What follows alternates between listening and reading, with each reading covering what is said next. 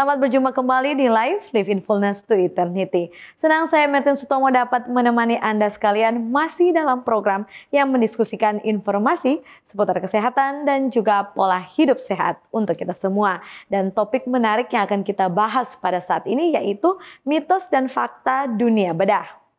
Dunia bedah adalah salah satu yang penuh dengan cerita, mulai dari cerita dramatis, teknologi yang luar biasa, dan terkadang hingga keyakinan yang salah pun sering bercampur aduk. Apakah yang kita anggap fakta tentang prosedur bedah selama ini benar adanya, ataukah itu hanyalah mitos belaka? Tetaplah bersama kami karena saat ini sudah terhubung dengan kami di studio via Zoom narasumber kita Dr. Raymond Sakul, dan bersama-sama kita akan membelah tirai fakta dan mitos dalam dunia bedah ini. Dr. Raymond Sakul menamatkan diri sebagai sarjana kedokteran dari Universitas Samratulangi Manado pada tahun 1993 silam. Kemudian melanjutkan pendidikan dan meraih gelar dokter spesialis bedah dari Universitas Indonesia di tahun 2007 dan juga konsultan minimal access surgery di tahun 2009 dari New Delhi, India. Kemudian sebagai konsultan trauma dari IKABI atau Ikatan Ahli Bedah Indonesia Pekanbaru di tahun 2009. Sempat menggali pengalaman di beberapa tempat. Saat ini dokter dipercayakan tanggung jawab sebagai Direktur Rumah Sakit Advent Palangkaraya dari tahun 2022 hingga saat ini. Dan tanpa berlama-lama lagi kita akan menyapa narasumber kita Dr. Raymond Sakul. Shalom, puji Tuhan bisa bersama dengan sahabat Cornelis Media. Luar biasa dokter. Bagaimana kabarnya akhir-akhir ini, sibuk dokter di Palangkaraya? Ya, puji Tuhan sangat diberkati walaupun saat ini cuaca betul-betul sangat panas, ya luar biasa. Ya. Tapi dengan Tuhan semuanya kita lalui dengan selamat. Amin.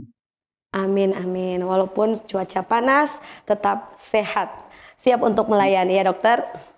Baik, kita akan segera membuka diskusi kita. Kita akan bukanya dengan doa ya. Saya akan pimpin kita di dalam doa. Baik sahabat live sekalian, mari kita satu di dalam doa. Ya Tuhan Bapa kami di surga, terima kasih ya Tuhan untuk penyertaan dan kasih-Mu dalam kehidupan kami pada saat ini ya Tuhan. Kami siap untuk mendengarkan informasi sehubungan dengan bagaimana agar kami dapat menjadi lebih kuat dan sehat untuk menghadapi kehidupan ini. Tentunya pada saat ini kami akan mendengarkan sehubungan dengan bedah, mitos dan fakta sehubungan itu kiranya Tuhan pimpin agar kami dapat mengerti dan kami tidak lagi takut untuk menghadapi masalah bedah ini. Ya Tuhan, pada saat ini kami berdoa untuk Dr. Raymond Sakul yang sudah siap untuk membagikan pengetahuannya bagi kami semua. Sertai dia ya Tuhan agar dapat berkata-kata sesuai dengan kehendak-Mu. Ya Tuhan, kami serahkan seluruh rangkaian program kami dalam tangan-Mu. Kami berdoa di dalam nama Yesus. Amin. Baik dokter, kita akan break sejenak. Dan sahabat live jangan kemana-mana. Kami akan kembali setelah pesan-pesan yang satu ini. Tetap bersama kami di Live in Fullness to Eternity. Tahukah Anda, buah adalah sumber vitamin dan antioksidan alami yang dapat meningkatkan metabolisme tubuh. Sayur memperlancar buang air besar dan dapat menurunkan risiko terkena berbagai penyakit kronis. Selalu mengonsumsi air mineral untuk menjaga keseimbangan cairan tubuh. Berolahraga dengan teratur dapat membantu kita mengendalikan berat badan. Selalu beristirahat yang cukup agar tubuh tetap sehat dan bugar. Jangan lupa untuk selalu menyaksikan program live di YouTube channel Cornelius Media, Bridge to the Truth.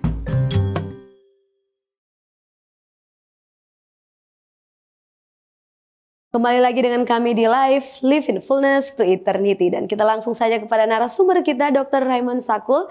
Masih dalam topik fakta dan mitos dunia bedah. Baik dokter. Halo dokter. Ya. Iya. Nah dalam prosedur operasi pasti ada fase persiapannya, fase proses operasinya, dan fase post operasi atau fase pemulihannya ya dokter. Nah kita mulai dari fase persiapan ya dokter. Ya. Nah, ada yang katakan nih kalau berpuasa selama beberapa hari sebelum operasi akan membantu proses pemulihan. Nah, bagaimana tanggapan dokter dengan statement ini? Silakan dokter. Baiklah, sahabat Cornelis Media, saya akan menjelaskan agak panjang. Mudah-mudahan bisa sampai ke tujuan dari pertanyaan ini. Kalau kita bercerita tentang puasa, kalau saya ambil dari KBBI, Kamus Besar Bahasa Indonesia, puasa itu semuanya bercerita tentang makanan yang masuk dari mulut. Jadi saya membuat definisi puasa adalah perilaku pilihan setiap orang dalam menghadapi satu peristiwa dengan mengurangi sampai menghentikan asupan lewat lubang mulut. Selalu berhubungan dengan makanan dan minuman. Jadi kalau nanti ada yang mengatakan, kita hari ini puasa gadget di gereja, itu secara salah menyebutkan puasa. Puasa dalam dunia medis berhubungan dengan dua kondisi. Bisa puasa darurat atau kedua puasa elektif. Kapan disebut darurat? Contohnya pada kondisi trauma, kecelakaan, kebakaran, dan lain-lain, atau bencana yang menyebabkan kondisi tidak bisa makan minum, atau tidak boleh makan minum sampai selesai pengkajian yang menyatakan tidak perlu operasi.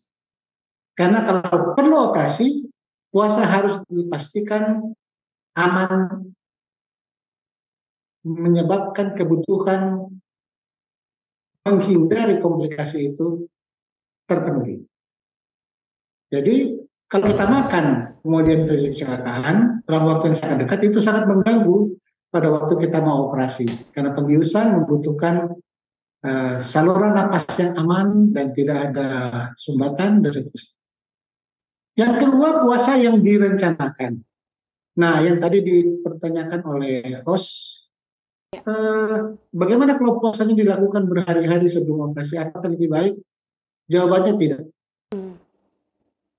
Puasa yang terencana atau elektif akibat masuk dalam skema penanganan intervensional yang akan mengganggu atau diganggu oleh aktivitas saluran cerna.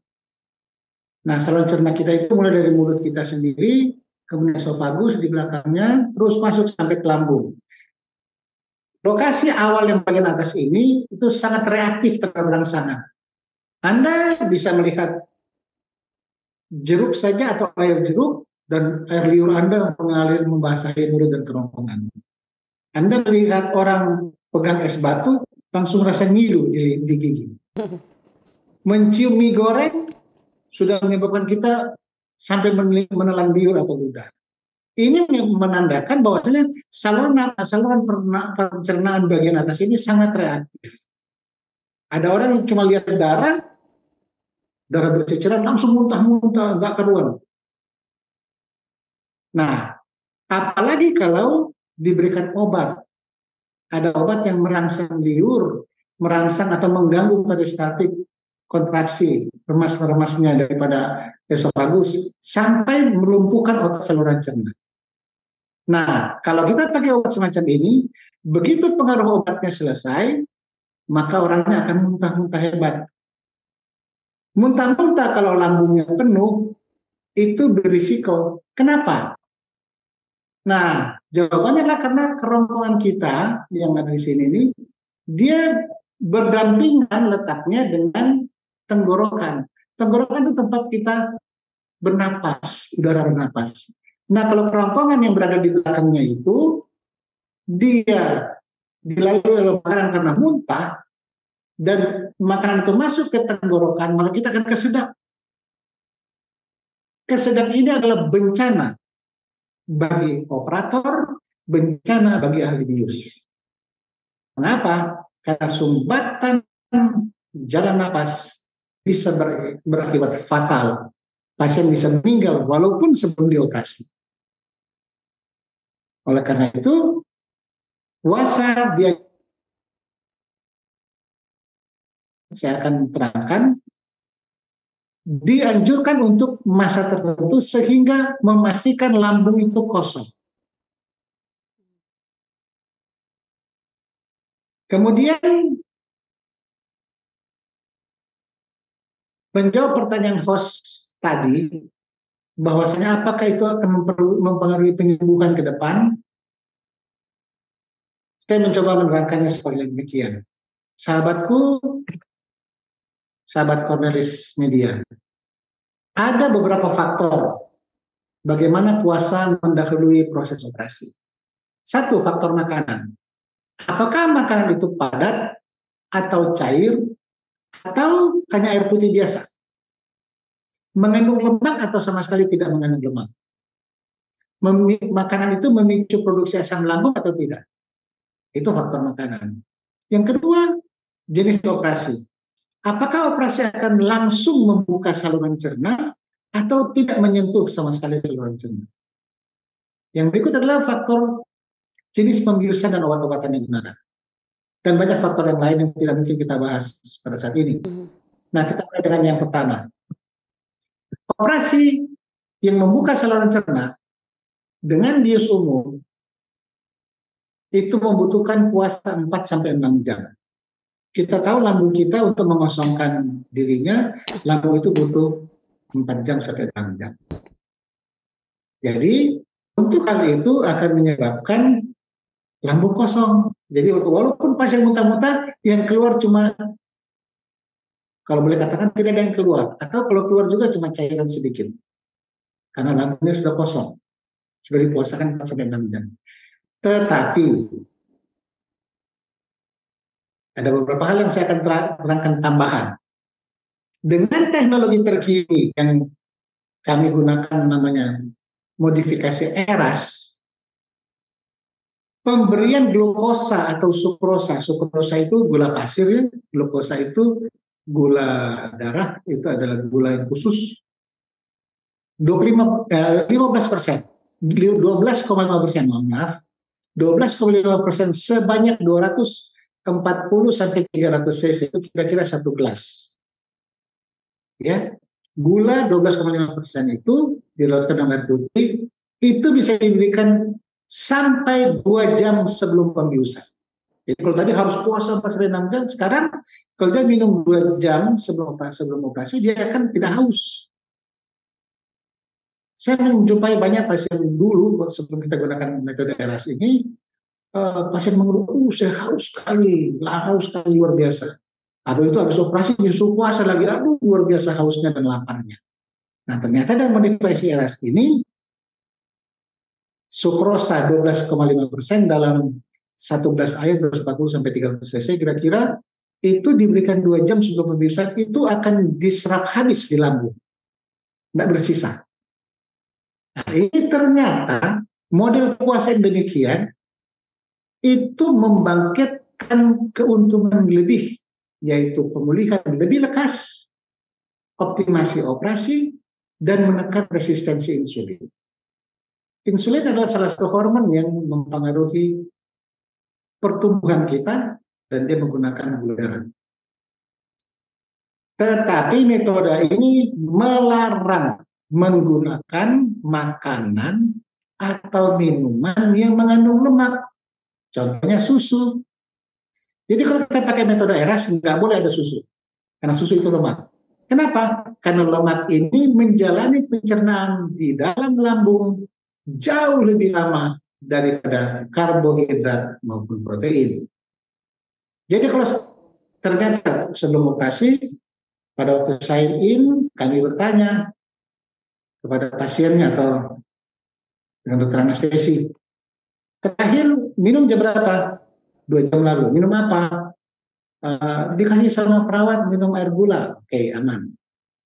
Oh tadi anak saya antarkan susu, jadi terpaksa saya minum susu dulu sebelum masuk. Langsung operasi ditunda 4 jam lagi. Seperti itu. Jadi puasa 4-6 jam itu menjadi mutlak. Kalau tidak maka ERAS-nya akan gagal. Bagaimana ada puasa yang berkepanjangan? Contohnya dulu waktu zaman kita masih pakai ether itu 2 hari sebelum operasi sudah puasa. Aduh luar biasa menderitanya ini. Operasi perut biasanya sangat penuh risiko, terutama bila membuang tumor atau kita harus oleh karena sebab infeksi atau apapun kebocoran, sehingga kita harus potong usus itu dan kita buang dan kita sambung. Itu dibutuhkan puasa untuk membersihkan usus dari kotoran. Dan hal ini akan memudahkan penyambungan usus menutup rongga yang terbuka. Namun bahaya yang terjadi adalah jika terjadi pengurangan kemampuan tubuh melawan infeksi. Kenapa? Kalau kita puasa lebih dari 2 hari, itu usus-usus itu menjadi botak dan rapuh, mudah robek, mudah berdarah, menyebabkan sel-sel usus itu mudah bocor. Dan kalau bocor usus setelah operasi itu adalah bencana bagi pasien dan juga untuk dokter bedah. Kenapa puasa berkepanjangan ini merupakan kerugian? Karena sel-sel usus itu dia makan dari dalam selaput lendirnya, bukan dari permukaan luarnya, tapi dari permukaan dalamnya. Jadi kalau makanan itu masuk melalui ke dalam, maka makanan itu langsung memberikan makan sel usus. Sel usus tidak makan dari darah jantung, dari hati, tidak, tapi langsung dari makanan yang ditemukan langsung di depannya. Terutama cairan itu sangat penting, ya, supaya dia tidak botak. Kalau dia gugur karena dia botak, maka daya serapnya berkurang, kita kehilangan vitamin dan mineral, cairan protein semua hilang, dan kemampuan tubuh melawan infeksi itu akan jauh berkurang. Sehingga sel-sel baru yang tumbuh akan juga terganggu. Tetapi kalau karbohidrat tersedia, maka dia akan tidak menjadi botak. Nah, kalau karbohidrat tidak tersedia, maka tubuh secara normal akan menghancurkan protein untuk mendapatkan energi, karena dalam kondisi akut tubuh kita mengambil protein, mengambil karbohidrat terutama untuk tenaga. Sesudah karbohidrat tidak ada, dia level berikutnya adalah protein. Berikutnya dia akan lemak. Apa tandanya? Secara fisik seseorang setelah operasi besar selalu berat badannya berkurang, menjadi lebih kurus, dan parahnya adalah jika operasi berkepanjangan dan menyedot begitu banyak kalori, pasien menjadi malnutrisi dan luka operasi tidak sembuh. Karena tidak mungkin operasinya terbuka lagi, sehingga butuh operasi kedua, ketiga, dan seterusnya. Demikian boleh kami sampaikan. Jadi puasa tidak selamanya menguntungkan bagi pasien sebelum operasi. Tetapi kalau dia di-manage dengan baik, justru sampai terakhir 2 jam sebelum operasi memberikan karbohidrat atau glukosa atau fruktosa atau sukrosa sebelum operasi sebanyak 1 gelas akan menyebabkan pasien tidak haus, dan glukosa yang ada itu mempertahankan dia sepanjang operasi dan sesudah operasi. Demikian penjelasan saya. Baik dokter, jadi dengan kata lain berpuasa semakin lama sebelum surgery dilakukan, artinya itu mitos ya? Sebenarnya tidak seperti itu. Cukup 4-6 jam. Dengan teknologi sekarang betul itu jadi mitos. Kalau dulu itu menjadi syarat mutlak. Dulu ya, sekarang sudah tidak. Oke, baik dokter. Kemudian untuk imun tubuh sendiri harus kuat untuk menghadapi operasi. Benar begitu dokter? Sangat betul. Nah, ada yang katakan nih supaya imun tubuh kuat, orang yang akan dioperasi perlu untuk mengkonsumsi banyak vitamin atau suplemen sebelum dioperasi supaya proses penyembuhannya jadi lebih cepat. Apa benar demikian, dok? Terima kasih. Saya menegaskan kembali bahwasanya operasi sendiri adalah ada yang mengangkat kulit, lemak, daging, ataupun tulang yang diangkat dan dibuang. Ini kan mengurangi massa tubuh, ini mengurangi kalori tubuh kita. Jadi operasi yang baik adalah operasi yang direncanakan itu adalah disiapkan dulu proteinnya, karbohidratnya, lemaknya, sehingga cukup, sehingga pada waktu diambil di bank tidak terlalu banyak yang berkurang. Nah, tidak mungkin kita menghabiskan begitu banyak massa untuk ditambahkan sebelum operasi, menjadi beban bagi pasien itu. Jadi kita pilih mana yang esensial. yang sangat esensial. Contohnya dari segi nutrisi, itulah adalah mineral dan vitamin. Mikroelemen seperti zinc. Zinc ini jarang orang pikirkan. Belakangan ini itu sangat penting. Kuprum atau tembaga. Kemudian magnesium. Tentu juga yang lain juga natrium, kalium, kalsium, fosfat, ya. Bahkan ada yang sangat mikro, yang sangat sedikit juga selenium contohnya. Kemudian vitamin A, B, E, K, semua vitamin yang lemak itu disiapkan, ditambahkan sebelumnya. Kemudian vitamin C dan D yang vitamin yang larut air itu. Ditambahkan juga asam amino secukupnya, glukosa, dan mungkin lemak esensial. Dan posisi tubuh itu jangan sampai kekurangan air. Dia harus cukup air dan cukup oksigen. Ini akan mengantarkan pasien dalam kondisi paling fit, ya paling fit untuk menjalani operasi. Ya, menjalani operasi. Nah, dalam perencanaan operasi itu harus pasti, ya, kira-kira dokter bedah, ini ada namanya proses sign in, akan ditanyakan dokter bedah, kira-kira nanti operasinya berapa jam? 30 menit, 1 jam, 1,5 jam, itu adalah operasi normal. Tapi kalau dokter bedah dikatakan kemungkinan operasinya 2 jam, maka ini akan menyebabkan masalah baru. Kita harus siapkan untuk sesudah 1,5 jam yang pertama. Seperti itu. Jadi nomor 1 memang nutrisi, persiapan operasi itu penting, dan perhitungan juga nanti operasinya berapa lama juga itu penting. Yang kedua, diakui atau tidak diakui, percaya atau tidak, bahwasanya hati yang gembira adalah obat yang manjur. Secara psikologi, hati yang bersyukur, yang gembira, yang mengasihi Tuhan, mengasihi sesama, yakin mau sembuh dan percaya Tuhan akan menyembuhkan, itu mempunyai pengaruh dampak terhadap juga sel-sel tubuh kita, sel-sel imun kita. Neutrofil akan sangat bersukacita untuk bekerja menyingkirkan kuman. Ya. Kemudian yang ketiga adalah rohani. Percaya dan beriman kepada Tuhan, bahwasanya Tuhan yang menyembuhkan, itu memberikan kekuatan besar bagi kita dalam menjalani operasi. Betul, dokter bedah akan dikerjakan. Tetapi pada waktu Anda berdoa, Tuhan kiranya Engkau menuntut tangan dokter bedah itu melakukan pekerjaan yang penting saja, dan tidak mengobrak-abrik yang tidak penting. Yang perlu saja yang dioperasi, yang tidak perlu tidak usah dioperasi. Doa itu penting, dan Roh Suci akan bekerja mendahului sebelum dokter bedah itu bekerja. Yang berikut adalah ada beberapa makanan yang sebaiknya tidak digunakan sebelum operasi. Contohnya lada atau merica.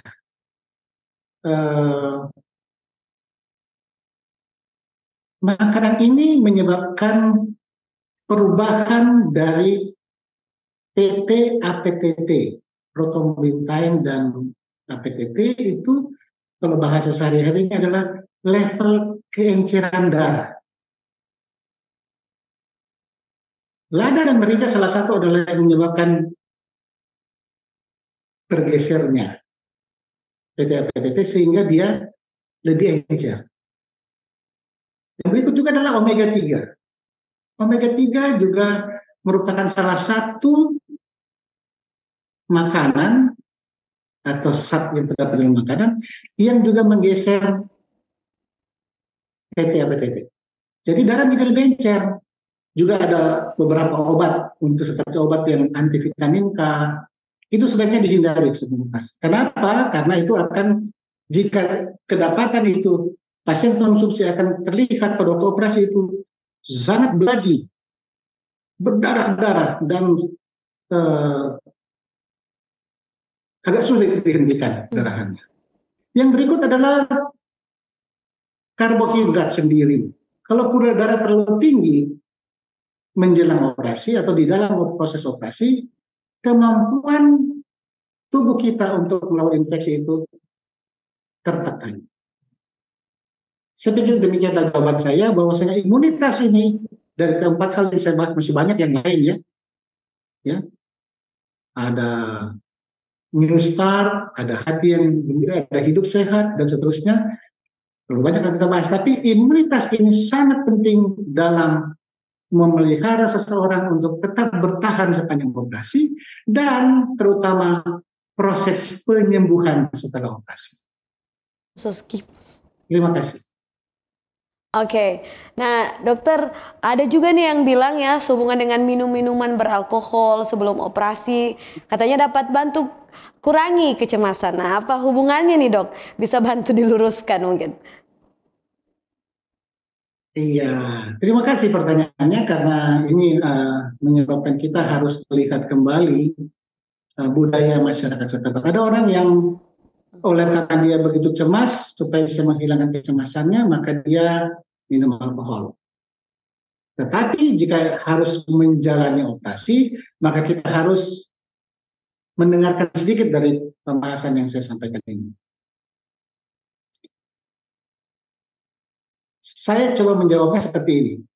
Jika seseorang mengkonsumsi alkohol sebelum operasi, entah 1 sloki, entah berapa cc yang diambil itu, seluruhnya dari alkohol itu yang diminumnya akan 100% diserap habis di lambung. Memang secara matematis kimia mengatakan 100% berubah menjadi energi.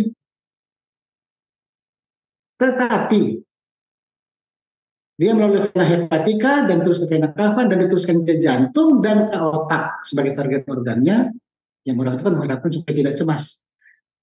Tetapi bukan cuma otak dia juga pergi ke organ yang lain, termasuk liver. Alkohol ini akan mempengaruhi otak, terutama otak bagian depan, dan dalam kondisi tertekan ini, dia akan mempengaruhi atau saling menambah, menekan dengan obat-obat anestesi. Tetapi kalau dia adalah pengguna alkohol yang kronik, sudah sering menggunakan alkohol, maka pada waktu diberikan obat bius atau anestesi, maka terjadi yang disebut dengan efek toleransi. Dosis obatnya contohnya cuma 1 cc, pasien sudah terbius, sudah bisa dilakukan operasi, tapi ini sudah 2 cc, belum juga terbius. Kekar saya, dokter biusnya kalah, dikasih obat sudah sekian 10 cc sebelum apa-apa. Tapi tahukah Anda, kelihatan kuat, tetapi sel-sel dalam liver itu sudah terganggu. Dengan tambahan obat anestesi, apalagi dengan alkohol, gangguan itu akan betul-betul kelihatan. Dan ini adalah hal yang tidak baik. Untuk kesehatan, bahkan untuk proses penyembuhan dan seterusnya ke depannya, itu sangat tidak baik. Jadi sangat tidak dianjurkan untuk menggunakan alkohol sebelum operasi. Demikian jawaban saya. Baik, dengan kata lain, mitos lagi ya dokter, untuk menggunakan alkohol sebelum operasi. Baik dokter, kita masuk di pertanyaan mitos dan fakta hubungan dengan fase proses operasi ya dokter. Nah, karena teknologi ini semakin canggih dokter, ada yang bertanggapan kalau semua operasi minimal invasif selalu lebih baik daripada operasi terbuka. Apa benar begitu? Betul. Tetapi operasi minimal invasif itu harus di tangan seorang yang betul-betul kompeten dan berpengalaman. Ada catatan pengalamannya, rekornya, catatan rekam jejaknya itu dari 100 operasi minimal invasif ini, berapa yang tuntas sempurna, berapa yang gagal, dan berapa yang mungkin bukan karena kegagalan, tapi dilakukan konversi. Itu penting. Jadi jawaban untuk pertanyaan tadi itu adalah benar, tetapi jawabannya harus ada tambahannya. Benar kalau di tangan seorang yang kompeten, berpengalaman, dan tuntas, lebih baik dan sempurna jika dia sudah punya rekor yang baik. Jadi ada baiknya juga, dalam zaman kondisi seperti sekarang ini, data-data kami dokter bedah itu bisa dicari di internet. Bahkan waktu saya coba mencari nama saya ketik nama saya, langsung keluar. Sampai saya punya tesis selama saya pendidikan spesialis ada. Kalau saya masuk ke jurnal laparoskopi di India, nama saya tercatat di sana. Berapa kemampuan saya dan seterusnya ada di sana. Jadi kita kalau kita memang kritis, kita tidak bodoh-bodoh amat sekarang. Gampang diketik, cari jejaknya di internet, dan itu kita bisa ketahui, oh dokter ini sudah kompeten dan berpengalaman. Total, contohnya dia sudah operasi laparoskopi 1.000 pasien. Dari 1.000 pasien, 990 pasiennya tuntas sembuh sempurna. Ada 10 pasien yang harus dikonversi karena kondisi pasiennya yang tidak siap.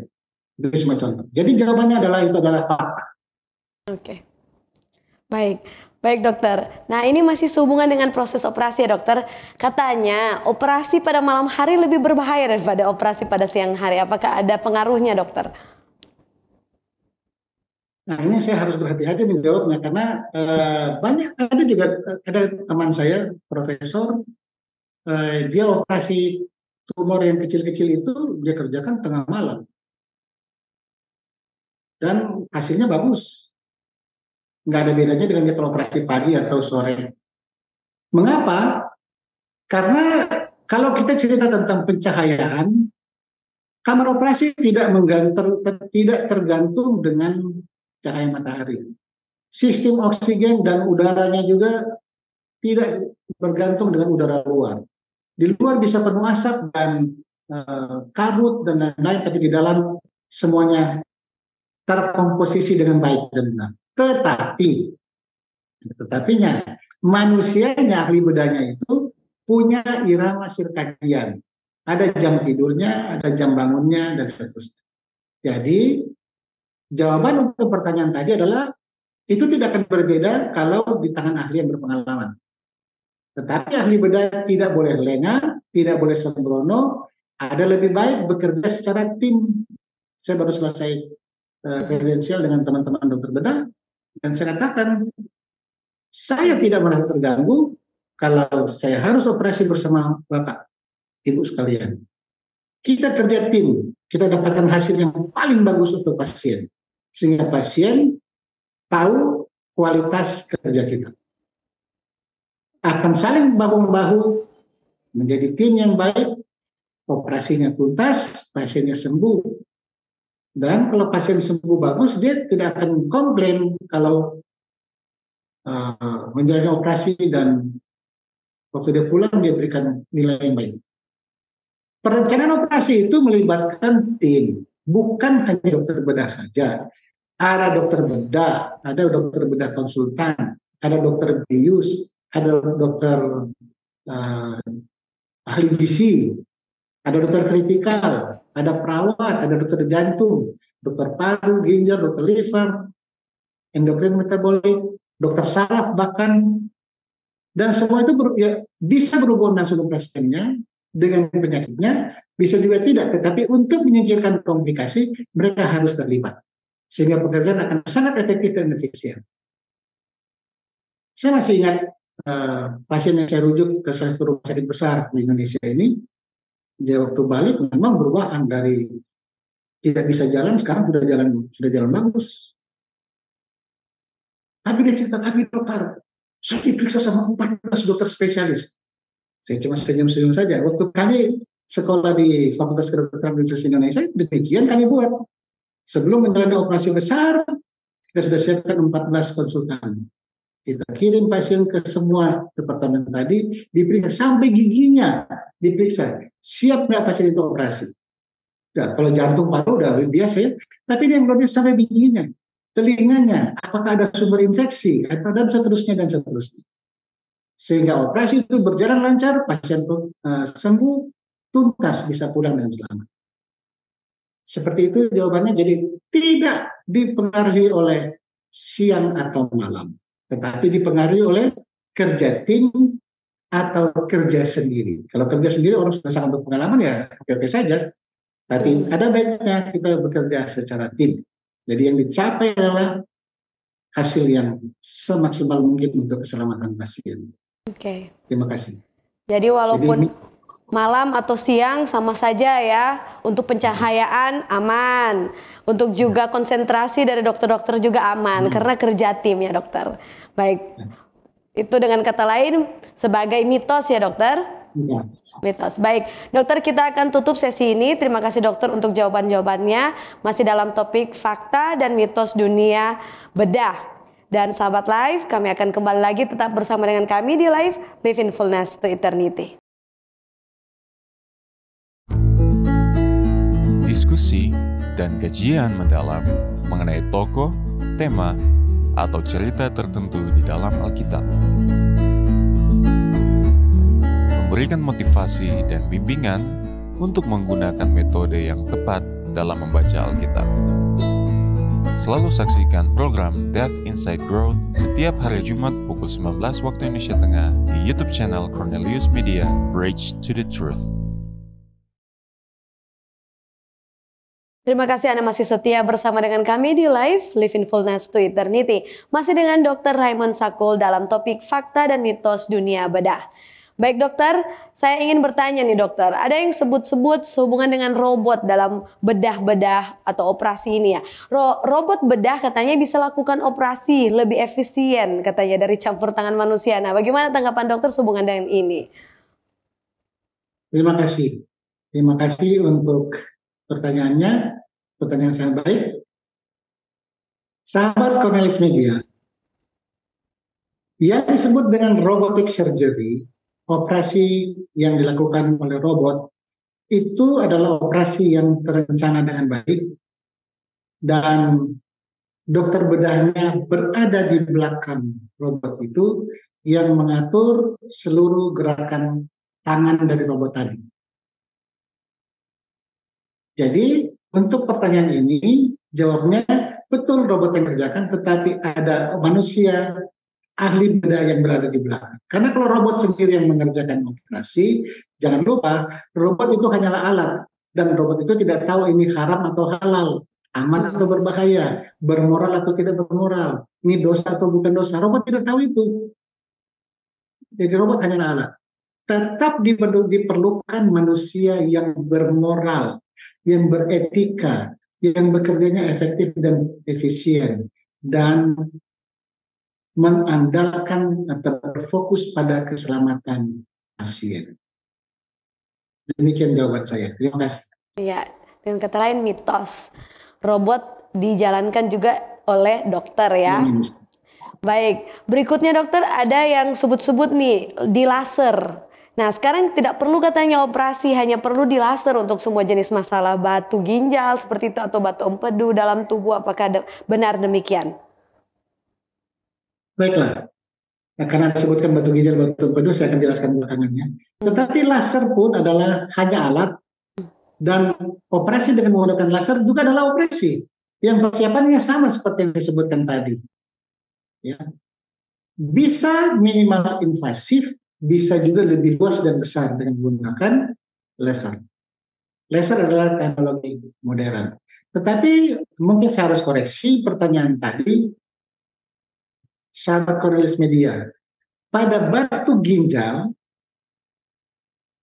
itu yang dilakukan bukan pakai laser tapi pakai ultrasonik namanya.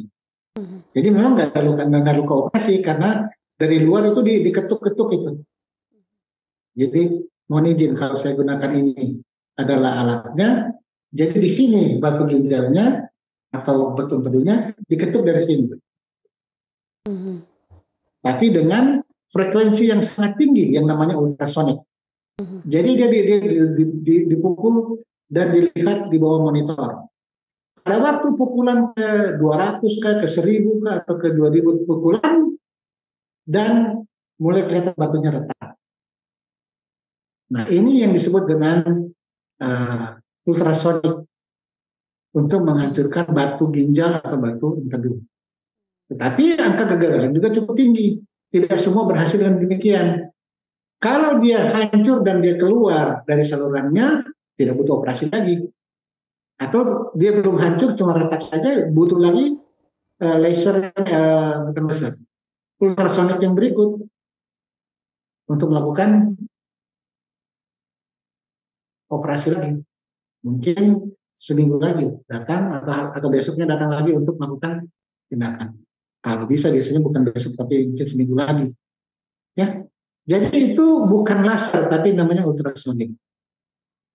Yang sekarang bahasanya adalah ESWL, gitu. Extracorporeal shockwave. Shockwave itu menggunakan ultrasonik. Extracorporeal, SW itu shockwave. Dia ada gelombang kejut, itu menggunakan ultrasonik. Dia ketuk sampai dia hancur. Ya, seperti SWL. Lithotripsy berarti dia menggunakan untuk menghancurkan batu. Nah, batu itu bisa diinjak, bisa seperti itu. Nah, sekarang ada namanya operasi laser untuk hemoroid. Nah, itu pun minimal invasif. Dan pada kasus seperti fistula cukup bagus hasilnya. Ya. Kalau Anda mau langsung kepada teknologi yang sudah sangat modern ini, Anda bisa pergi ke Rumah Sakit Advent Bandung. Di sana sudah tersedia dokternya dan teman-teman saya juga di sana, sangat bagus. Kalau kami Palangkaraya belum menyediakan laser.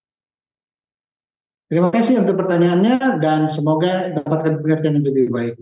Oke. Baik dokter.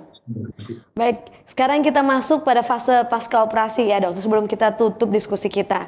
Nah, setelah selesai operasi tenggorokan atau amandel, harus makan ice cream katanya untuk mempercepat pemulihan. Apa benar demikian dokter? Luar biasa. Terima kasih pertanyaannya. Sahabat Cornelis Media mungkin pernah punya pengalaman atau mungkin anak yang dioperasi atau mungkin kakek menceritakan dia pernah operasi. Dulu operasi tonsil itu cuma suruh buka mulut, ambil langsung selesai. Karena tonsil itu kan cuma melekat, dia cuma melekat dengan bergantung pada beberapa serat. Seratnya ini penuh dengan pembuluh darah dan tonsilnya itu di sini dia berupa seperti bola aso bergantung di sana. Jadi operasi cuma datang tarik selesai. Nah ini yang serat yang tinggal ini penuh dengan pembuluh darah. Jadi bagaimana cara untuk menghentikannya? Dulu kan tidak ada. Cuma tahu saja kalau gitu langsung ditekan dengan dikasih es. Tujuannya apa dikasih es itu? Supaya pembuluh darahnya menciut. Kalau dia menciut, maka perdarahannya berhenti. Nah, itu salah satu teknologi dulu digunakan kompres es. Begitu juga kalau cabut gigi yang berdarah, kalau setelah digigit dia tidak lagi berdarah, dianjurkan pakai es atau kumur-kumur air es. Tujuannya adalah supaya pembuluh darahnya menciut dan perdarahannya berhenti. Nah, sekarang teknologi sekarang sudah tidak. Sekarang pembiusan sudah cukup bagus, otot lehernya cukup relaksasi, sehingga pada waktu dia dibius, terbuka besar. Tinggal diambil, yang berdarahnya tinggal di counter, pakai bipolar biasanya.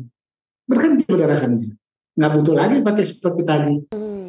Ya, kalau yang seperti ini, Anda mau tambah dengan minum es krim, ya mungkin kenikmatan saja. Tapi yang jelas, dengan teknik yang baru ini, bekas luka operasi menjadi sangat kecil, sangat halus, atau bukan bahkan tidak ada. Ya. Oke. Minimal invasif juga termasuk salah satu teknologinya untuk mengurangi atau memperkecil terjadinya perdarahan. Baik, terima kasih. Tuhan berkati. Jika masih ada pertanyaan, boleh. Baik dokter, dengan kata lain itu sebenarnya prosedur yang benar ya, tetapi saat ini teknologi sudah semakin baik, tidak perlu lagi ya seperti dokter. Baik, di akhir pembahasan kita saat ini, bolehkah saya minta Dr. Raymond untuk sedikit memberikan closing statement, manfaat atau pesan apa yang penting untuk diingat bagi sahabat live sekalian? Silakan dokter. Terima kasih. Terima kasih untuk host, sahabat Cornelis Media. Sahabat Tuhan Yesus, sahabat yang kasih, Anda adalah milik Tuhan. Pada waktu Anda harus menjalani operasi, memintalah kepada Tuhan yang memiliki hidup Anda. Tuhan, saya akan menjalani operasi. Tuhan tolong pimpin, agar supaya operasinya berjalan dengan baik dan bisa tuntas dengan selamat. Jangan lupa, kadang-kadang dokternya itu karena dia tahu ini terlalu berbahaya, bahkan ini risikonya hidup atau mati. Dan dokternya itu memberikan penjelasan, tidak semuanya diterima oleh pasien ataupun keluarganya, tidak mengerti. Makanya minta Tuhan yang maha mengerti itu supaya dokter bisa kerjakan dengan hati-hati dan bisa kerjakan dengan selamat. Tuhan memberkati sahabat Cornelis Media sekalian. Ya, terima kasih Dr. Raymond. Dan kita tiba di akhir diskusi kita. Bolehkah kita minta kesediaan dokter untuk memimpin kita di dalam doa tutup? Ya Bapa yang adalah Tuhan dan Juru Selamat kami, Engkau pencipta dan penebus kami, kasih setiamu, kasih keadilan, dan kasih karuniamu senantiasa menjadi bagian kami.